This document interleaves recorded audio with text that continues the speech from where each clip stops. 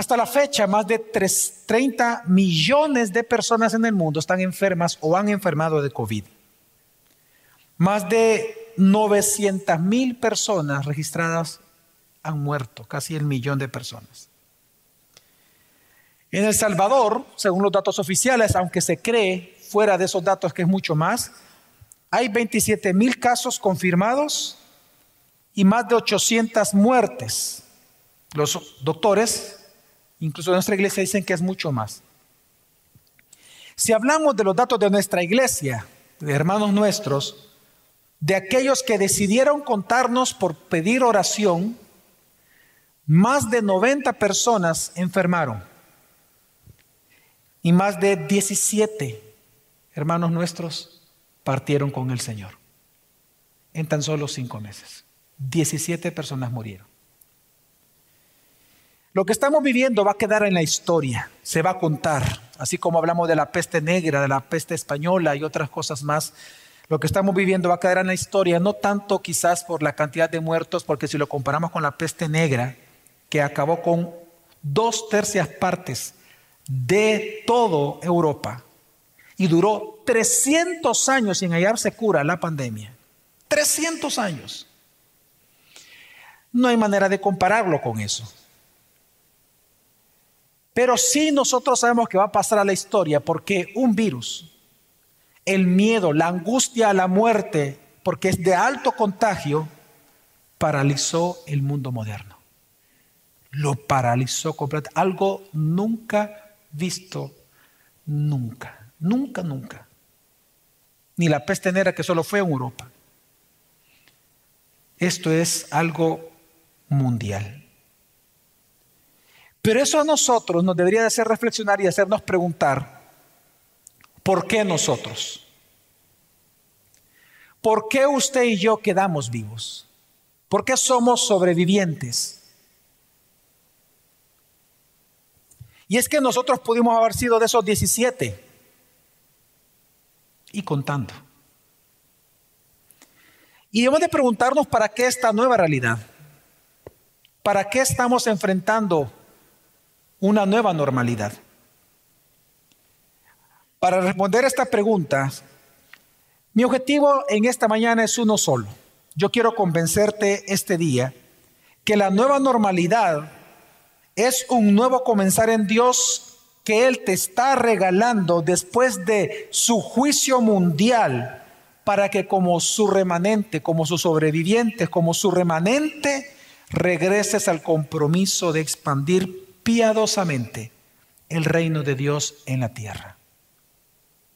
La pandemia marca un antes y un después claramente en la geopolítica del mundo, pero también lo debería hacer en tu corazón. Porque todo juicio de Dios tiene una razón justa y debe de llevarnos a los sobrevivientes cristianos a reflexión.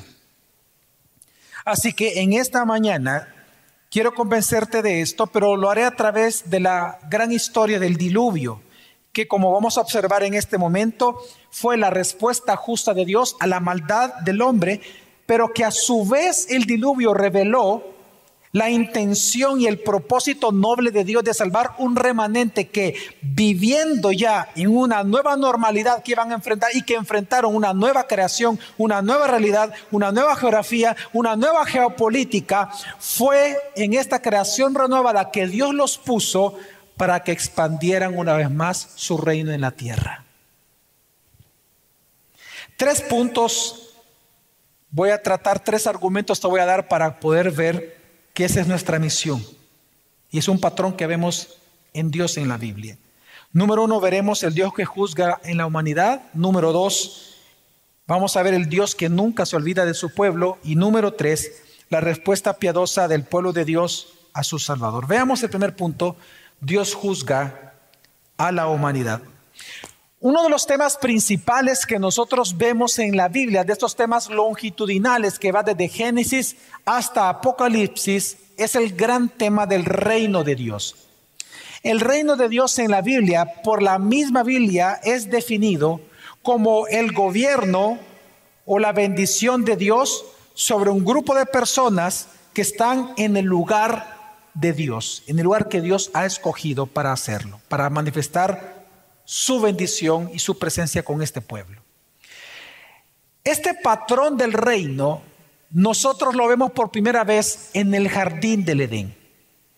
Ahí vemos, se le llama el arquetipo del reino. Arquetipo es porque es el modelo original del cual todo lo demás iba a tomar copia. Lo que vemos realmente en el jardín del Edén es el modelo del reino de Dios. Dios creó a Adán y a Eva. Recordamos que a Adán lo creó fuera del jardín.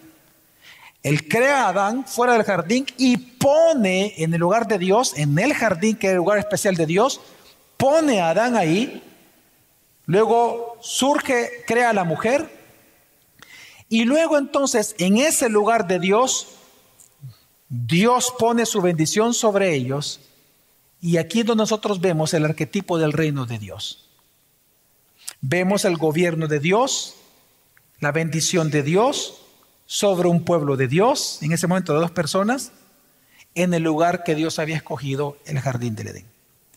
Sin embargo, el problema fue que cuando en la caída Adán y Eva pecaron, resulta que ellos, al perder su vida espiritual, al ellos perder su comunión con Dios, al ellos perder la bendición de Dios, perdieron todo.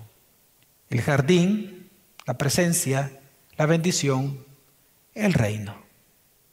Y a partir de ese momento en la narrativa del Génesis comenzamos a ver que entonces que en lugar de llenar la tierra de la gloria de Dios, se comenzó a llenar de la gloria de los hombres. Y en lugar del reino de Dios, lo que creció fue el reino de los hombres. Y dice la Escritura que en ese momento la maldad solo bastan 2, 3 capítulos después de Génesis 3 de la caída. Ya en el capítulo 6, ya es cuando nosotros leemos que toda la tierra estaba llena de violencia y de corrupción. Dice el versículo Génesis 6:11, y la tierra se había corrompido delante de Dios y estaba la tierra llena de violencia. Es decir, aquel mandato que Dios había dado a Adán y a Eva de llenar la tierra con la gloria de Él, sojuzgando el mundo a través de hijos para la gloria de Dios, ya no fue así, sino que hoy se llenaba con la maldad del hombre, con los hijos de los hombres, con los reinos de los hombres, sino con el reino de Dios. Dios ante esto decidió actuar justamente. Versículo 13, entonces dijo Dios a Noé: he decidido poner fin a toda carne, porque la tierra está llena de violencia. Ya en el versículo 11 leímos que la tierra se había corrompido.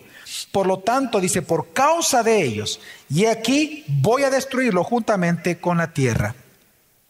Es interesante, hermanos, que aquí Dios hace un juego de palabras. Inspiró el Espíritu Santo un juego de palabras.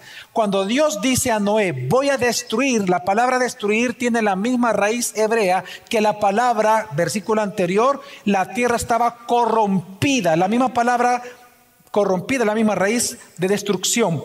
Y este juego de palabras es bien importante en la interpretación exegética de este texto. Porque lo que estamos viendo aquí es que Dios está levantando de su trono como un varón de guerra. Y Él dice, voy a hacer guerra con la creación. Él toma sus armas y dice, como varón de guerra, voy a hacer juicio.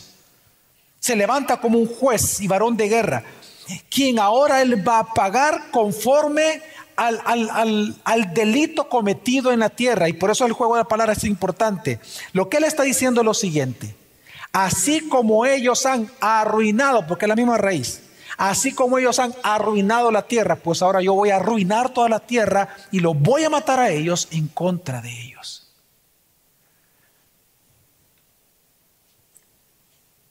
Pero a la par de estas palabras de maldición, de estos oráculos o mensajes de maldición, como lo vemos siempre en la Biblia, hay oráculos de bendición.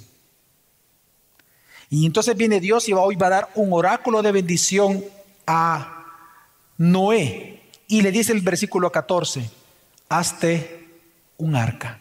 Versículo 18, estableceré mi pacto contigo y entrarás al arca tú, contigo tus hijos, tu mujer y las mujeres de tus hijos. Es decir, el pacto es voy a traer tal destrucción a la tierra, porque ellos han destruido la tierra, pues yo lo voy a destruir y a ellos también con ella. Pero a ustedes los voy a salvar. Es mi pacto contigo, Noé. Te voy a salvar.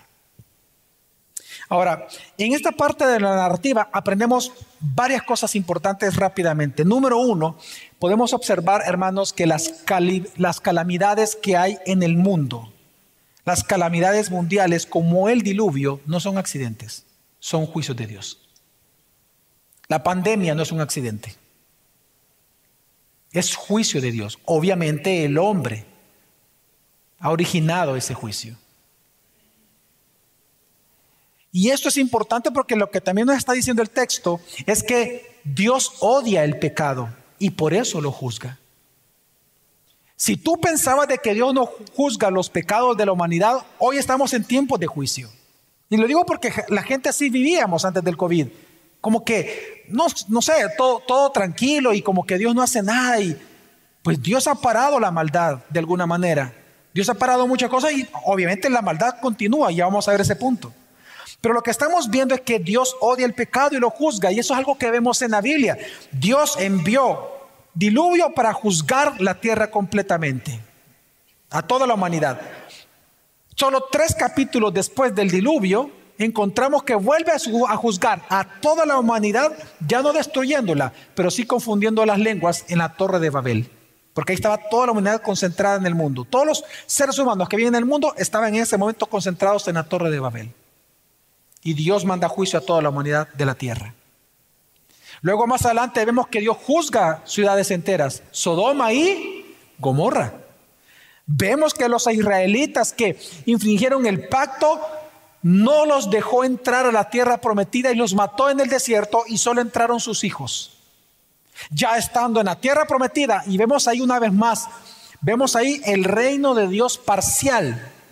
Vemos el pueblo de Dios ya en el lugar de Dios, la tierra prometida, bajo el gobierno de Dios por medio del rey que Dios dispuso para ellos.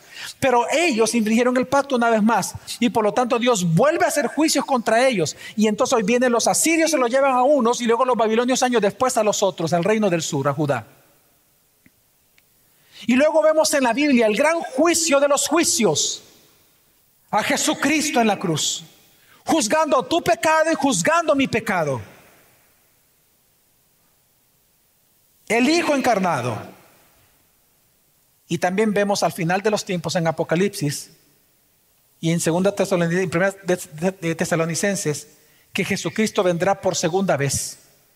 Y vendrá a juzgar ¿a quiénes? A vivos y a muertos. A los vivos, a los que han muerto y a aquellos que estuvieran vivos y que son creyentes.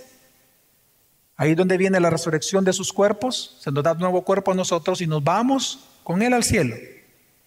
A la nueva creación, lo mismo que estamos viendo en el diluvio. Y a los que no creyeron en Cristo, viene la muerte segunda. Se les da una resurrección, un cuerpo nuevo, pero para ir a la muerte segunda, al lago de fuego eternamente, al juicio eterno de Dios para sufrir. El juicio de Dios lo vemos en toda la Biblia. Pero lo tercero que vemos, y creo que la cruz nos lo describe y lo vemos en el diluvio, es que sus juicios no son para aniquilar. Los juicios no son para aniquilación.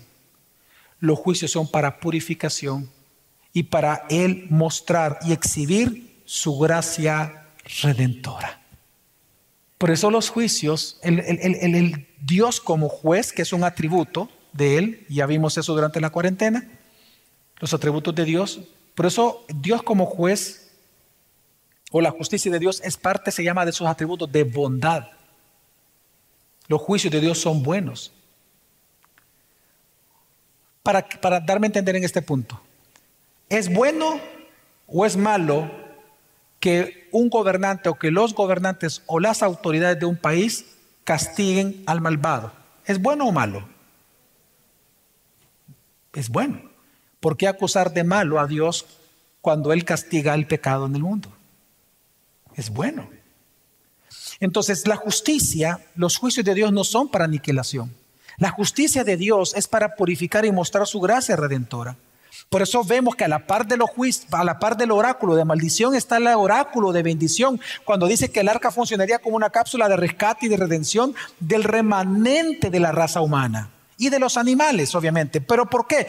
Porque si ellos sobrevivían al diluvio, entonces con ellos Dios comenzaría una nueva creación o una creación recuperada de alguna manera aquí o renovada, y con ellos establecería una nueva realidad, una nueva normalidad, para que comiencen a hacer lo que los otros no estaban haciendo: expandir el reino de Dios en la tierra.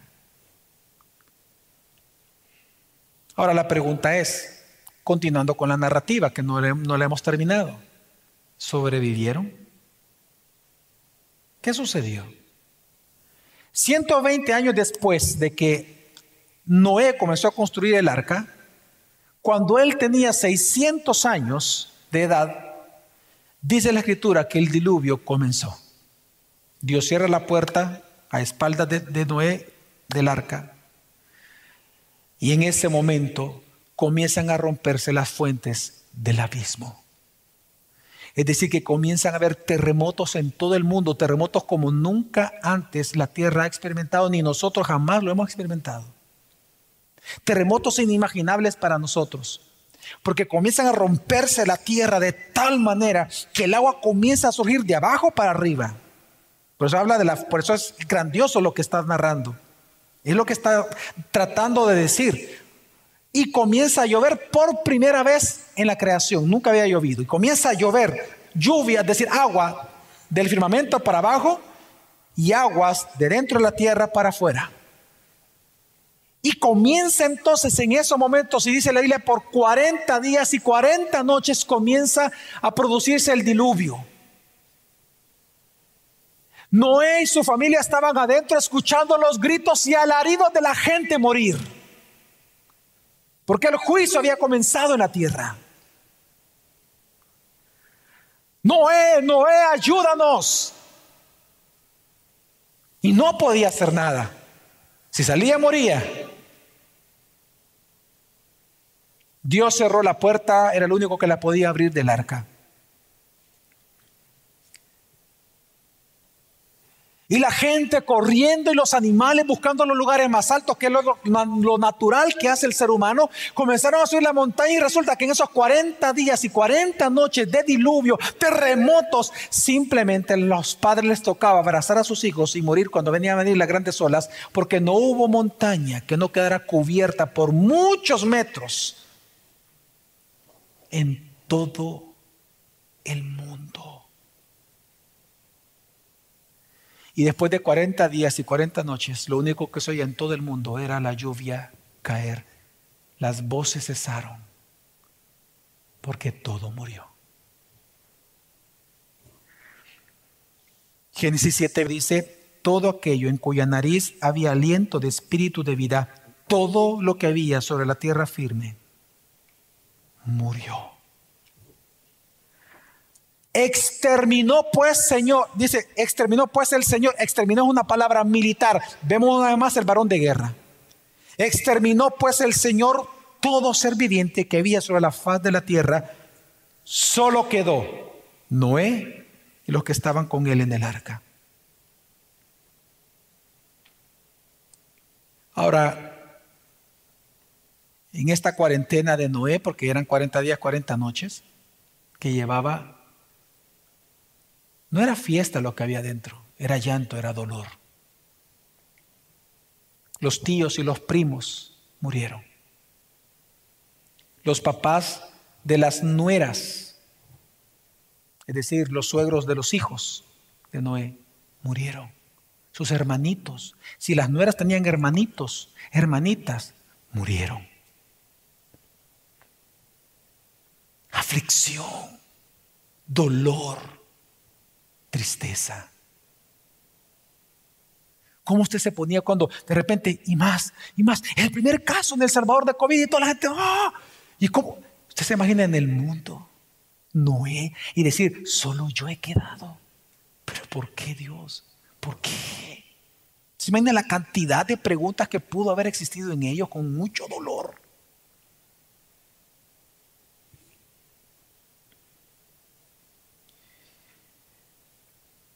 Pasó un mes, pasaron 2 meses, 3 meses dentro del arca, solo lloviendo, 4 meses.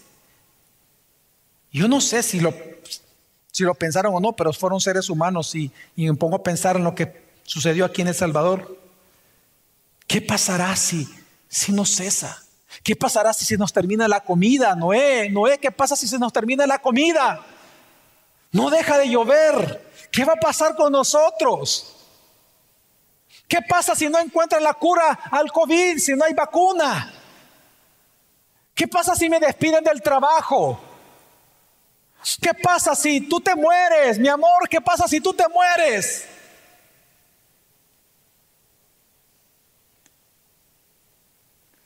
¿Qué pasa con aquellos que necesitan trasplantes y que tienen otras enfermedades y no pueden ir a los hospitales porque están abarrotados?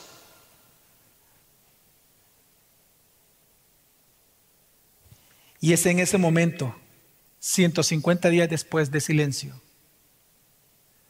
cuando las más hermosas palabras que vemos en la narrativa del diluvio surgen. Versículo 1, capítulo 8. Y se acordó Dios de Noé. ¡Qué alivio! ¡Qué hermoso! Y es que cuando la Biblia dice que Dios se acordó, no significa que Dios se olvida. Dios es Dios, no olvida nada. Él ve todo de golpe, es decir, en un estado puro. Él ve el pasado, presente y futuro todo el tiempo, en todo momento, en todo lugar. Él no aprende nada nuevo, Él no olvida nada, él no le sorprende nada, porque Él ve todo, pasado, presente y futuro, de una sola vez.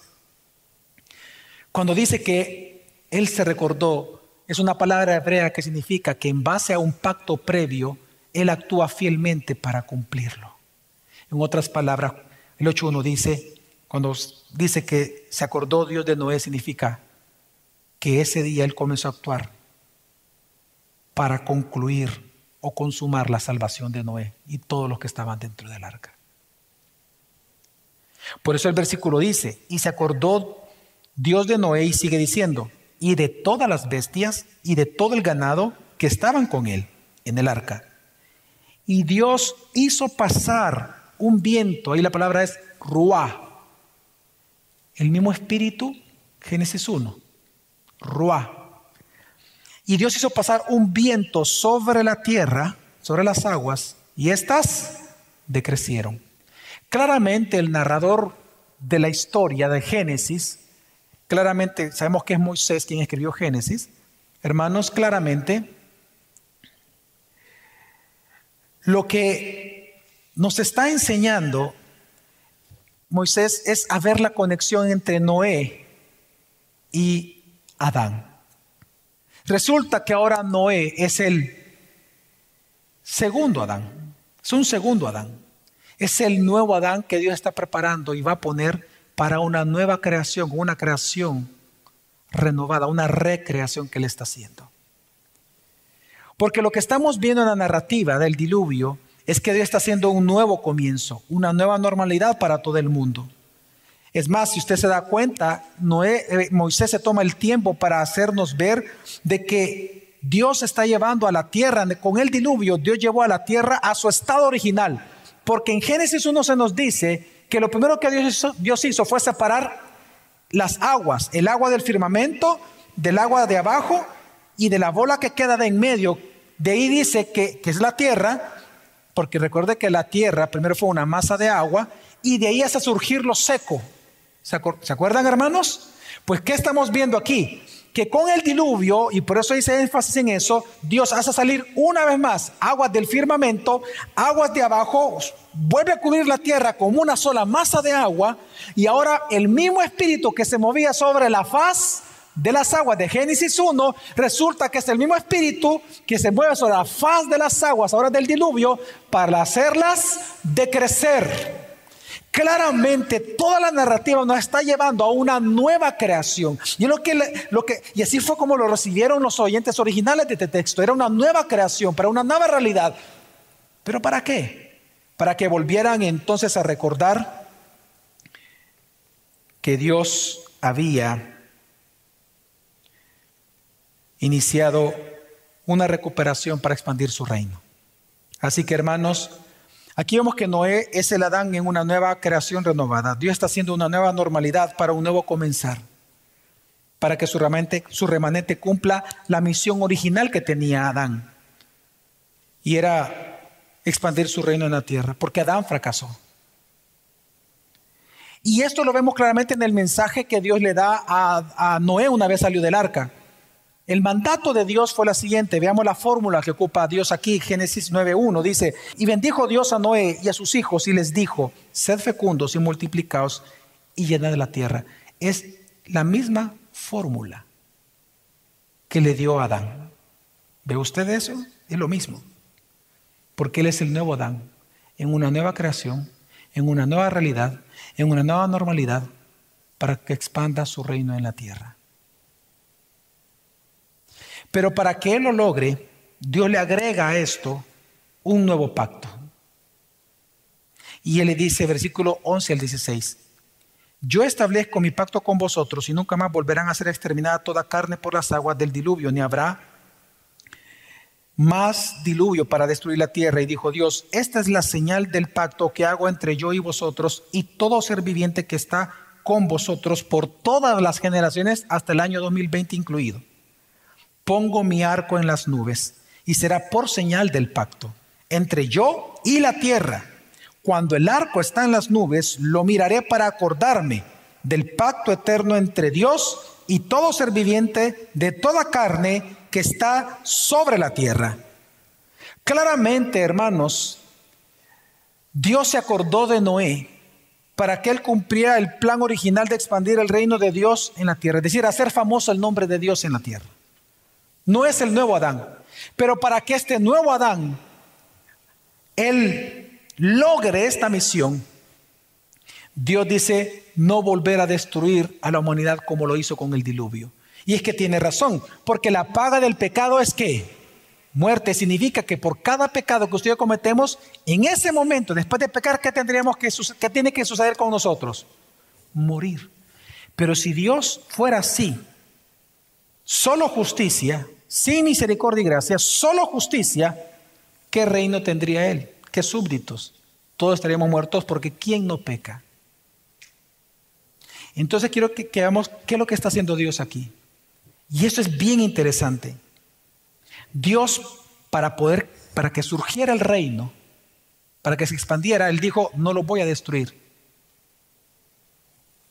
los voy a redimir. Y por eso es que lo ocupa la figura impresionante del arco. Porque la palabra arco en hebreo es el arma arco. Y una vez más esta figura es impresionante. Usted ha visto el arco iris que está en esta forma. Pero el versículo nos explica por qué. Porque lo que estamos viendo aquí, como el arco, la palabra arco que él ocupa aquí es de una arma.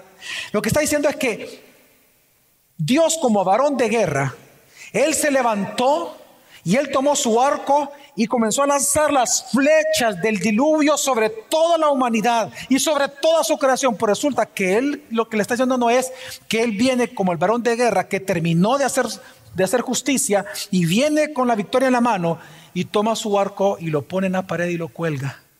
Y dice: ya no más, no lo voy a ocupar. Hago un pacto de paz con toda la creación. Porque la manera en que yo lo voy a redimir no va a ser con el miedo del juicio, sino que lo voy a redimir con mi gracia, a través del Evangelio de Jesucristo. Qué hermoso lo que estamos viendo ahí. Cada vez que usted vea el arco iris, piense que es el arco colgado ya, en donde el varón de guerra dice: no ocuparé ya más esta arma. Es un pacto incondicional. Dios no puso ninguna condición para Él hacer eso con nosotros, porque somos pecadores y merecemos morir. Pero Él tenía un plan distinto, un plan redentor. un plan de rescate. Ya no por un diluvio, sino por una cruz. Y esto, por lo tanto, hermanos, mire, la separación entre el Dios santo, santo, santo y nosotros los pecadores es tal que solo el Dios encarnado pone fin a esa separación. Mire, no va a ser el miedo a la pandemia que la gente se va a arrepentir de sus pecados. No es por el miedo al juicio que la gente se arrepiente, sino que por miedo a la pandemia, por miedo a morir, es que van a escuchar el mensaje de amor, de gracia y de salvación del Evangelio de Jesucristo. Y es allí en donde ellos van a ver que son pecadores ante un Dios santo. Por eso es que no es un tipo de Jesucristo en el Antiguo Testamento. Un hombre justo que predicó a las 12 generaciones arrepentimiento, aunque no le creyeron, pero lo predicó, obedeció al Padre, construyó el arca. Esa obra que él hizo resultó en salvación de su familia para un nuevo comenzar, una nueva creación. Recuerde, nueva criatura somos nosotros, una nueva creación para que en esta nueva creación extendieran su reino sobre la faz de la tierra.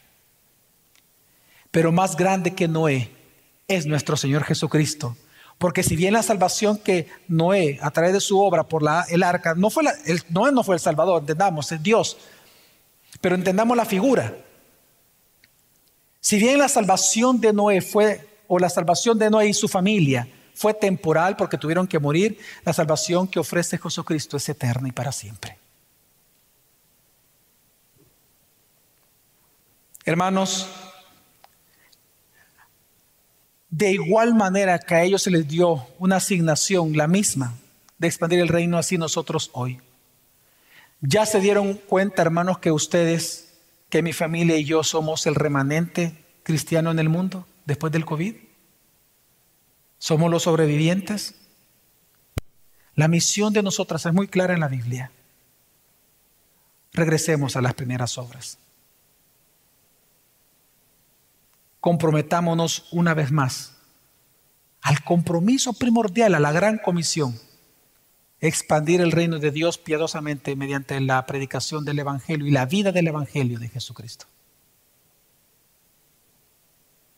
Tú eres el remanente. Tú eres el sobreviviente de esta época. Tú le vas a contar a tus nietos lo difícil del COVID, cómo tuviste miedo. Pero a la vez tienes que contarle a todas las generaciones lo poderoso, grandioso que es la salvación que hay en Jesucristo. Y esa es nuestra misión. Mira, muchos han muerto, otros están enfermos. Y nosotros hoy estamos en la iglesia. ¿Sabe por qué es eso? Porque Dios se acordó de ti.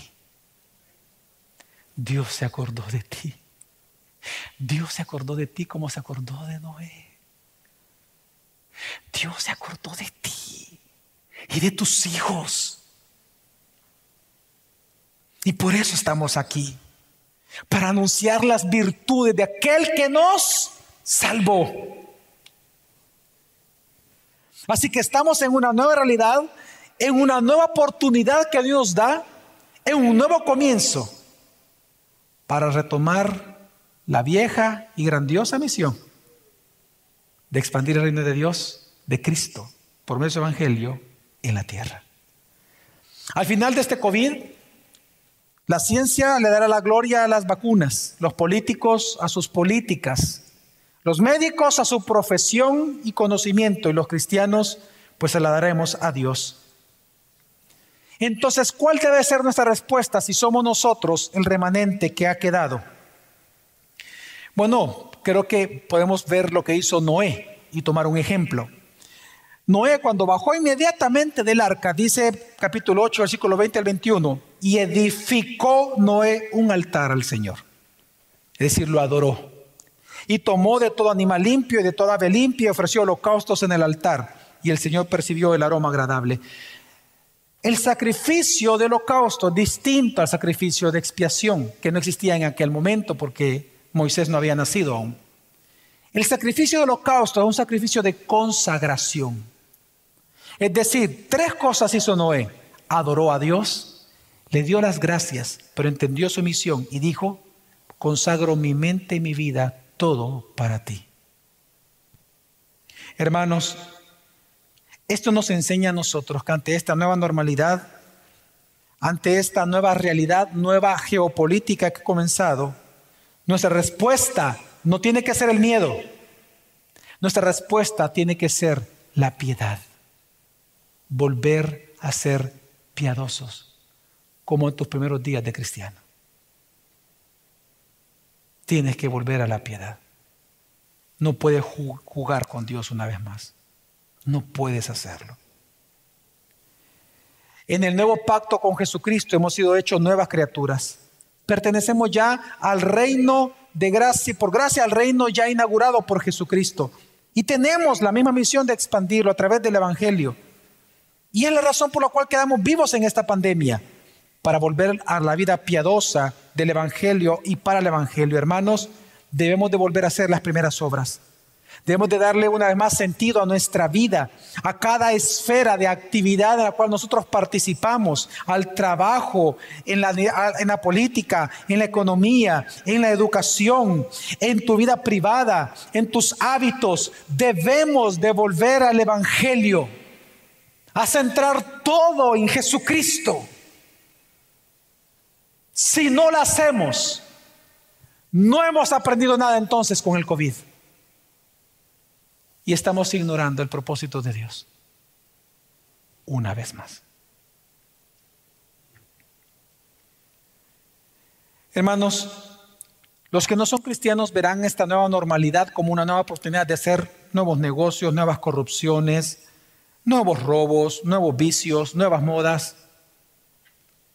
Para nosotros una nueva normalidad significa regresar a lo básico, regresar a Cristo, a una vida piadosa para expandir su reino. 8 son, y con esto concluyo, 8 son por lo menos, lo menos 8 prácticas de piedad hay en la Biblia que tenemos que volver. 8 son mínimas. O sea, es lo mínimo que el cristiano hace. Congregarnos, nos enseña la Biblia. Es un acto de piedad. Segundo acto de piedad que encontramos en la Biblia, o práctica de piedad, las alabanzas y la adoración a Dios en lo privado y en lo público. Número 3, leer, meditar, estudiar y creer la Biblia. Cuarto, orar. Orar la palabra. Número 5, discipularnos, ser discípulos de Cristo, discipularnos. Número 6, servir a Dios en tu iglesia local, servir a Dios en tu trabajo, servir a Dios en todo lugar, servir a Dios. Si no lo estabas haciendo antes de la pandemia, obvio que hoy lo tienes que hacer, no es una opción para ti. Eres el sobreviviente, eres el remanente, tienes ya una misión que cumplir. Séptimo, ofrendar y sostener tu iglesia local. Si antes de la pandemia tú pensabas que eso es un invento de los pastores, un ladronismo de las iglesias, arrepiéntete de ese pecado. Porque Dios ha establecido en su palabra el mandamiento para nosotros de sostener su iglesia local. Y número 8, predicar el evangelio en todo tiempo, en todo lugar, a toda persona, siempre. Amén, hermanos. La nueva normalidad, por tanto, recordemos, es un nuevo comenzar que Dios te regala después de su juicio mundial para que, como su remanente, regreses al compromiso de expandir piadosamente su reino en la tierra. Amén.